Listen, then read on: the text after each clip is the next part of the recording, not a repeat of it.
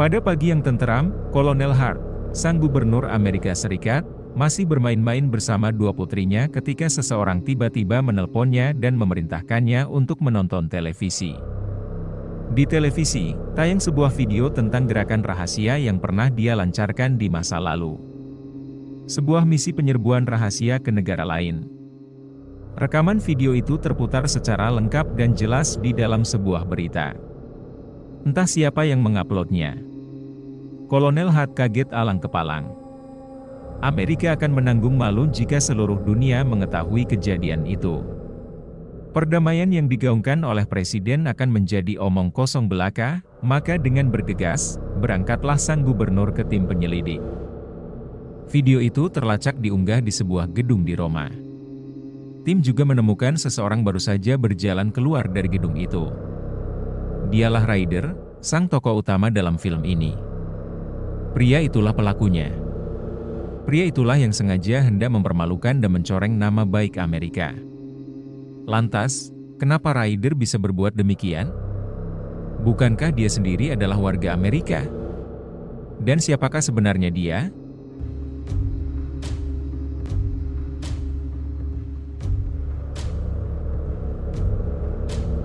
Diketahui, 6 bulan sebelumnya, Ryder adalah satu dari beberapa mantan anggota militer Amerika yang ditugaskan oleh Kolonel Hart untuk menjalankan sebuah misi mematikan.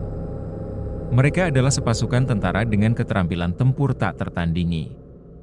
Mereka dikirim untuk menjalankan misi berbahaya, yaitu mengeksekusi pimpinan kelompok radikal di wilayah Timur Tengah bernama Khalid Mustafa Ated. Dan Ryder adalah satu dari beberapa tentara bayaran yang belum pernah mengalami kegagalan dalam setiap aksinya itu. Ryder sebetulnya ingin pensiun dari pekerjaan itu. Namun, melihat rekan-rekannya yang sudah bagaikan saudara sendiri begitu antusias, maka Ryder pun tak sampai hati. Ryder ikut terus saja. Ryder ikut dalam aksi itu untuk yang terakhir kalinya. Berangkatlah mereka dengan persiapan yang matang dan persenjataan yang keren. Namun sesampainya di sana, sesuatu yang di luar dugaan terjadi. Para pasukan yang melindungi Khalid, meski dihabisi satu persatu, terus saja bermunculan dengan jumlah yang kian banyak. Pertempuran demi pertempuran yang terjadi justru makin menyudutkan posisi mereka sendiri. Salah satu rekan yang sedang memanipulasi CCTV tiba-tiba mendapati laptop yang dipakainya terlihat aneh.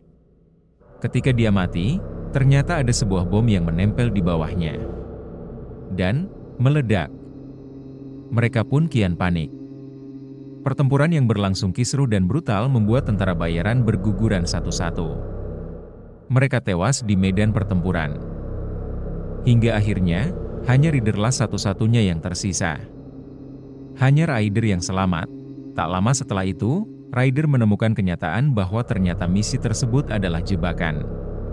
Kolonel Hart bekerja sama dengan si Khalid demi menghabisi para tentara bayaran tanpa sisa. Ia bahkan bisa dibilang cukup beruntung karena dapat melarikan diri.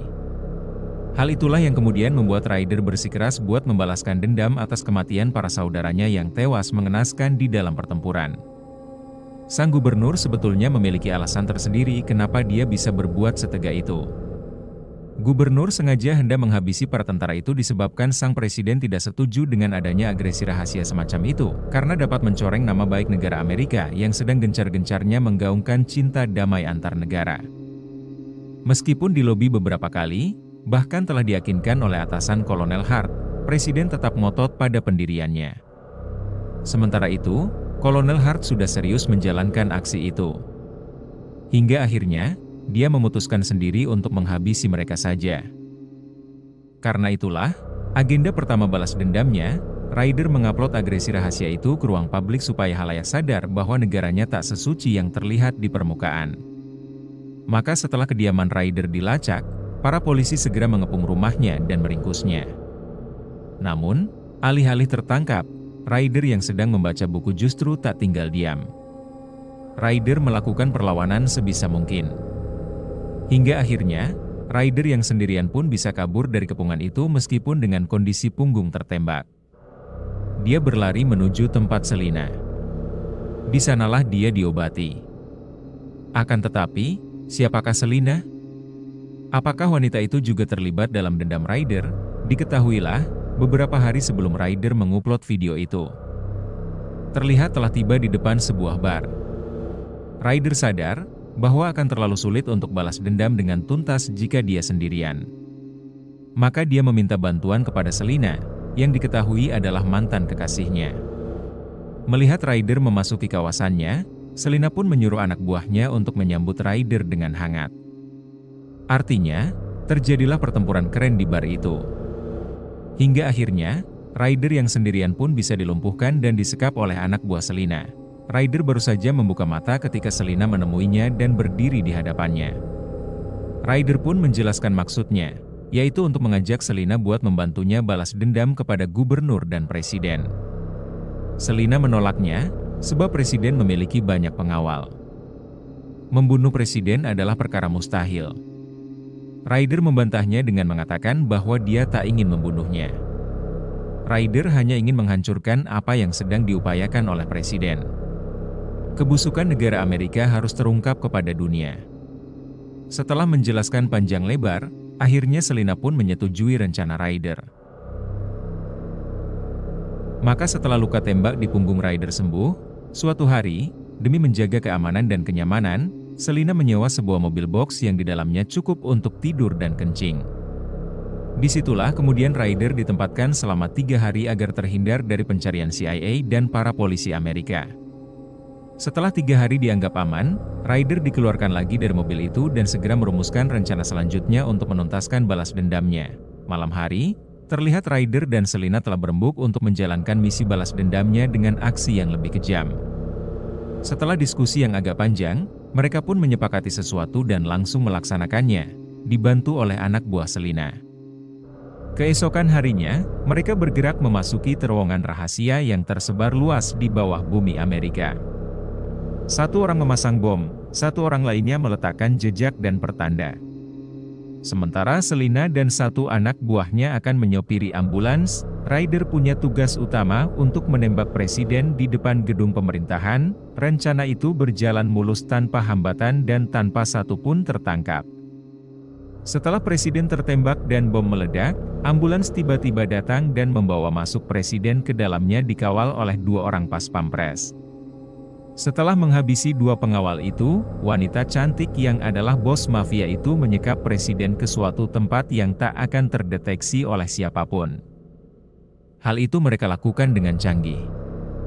Mereka seolah dewa-dewa yang bisa menghilang tiba-tiba meski sebetulnya mereka menyelinap masuk lewat terowongan rahasia di bawah tanah.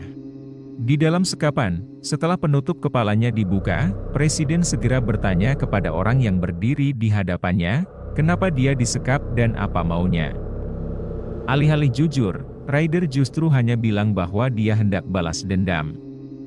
Ternyata, yang diinginkan oleh Ryder dan Selina bukanlah membunuh presiden, melainkan hanya memintanya untuk melakukan pengakuan kepada publik atas agresi rahasia yang dilakukan oleh bawahannya yang menewaskan saudara-saudara Ryder.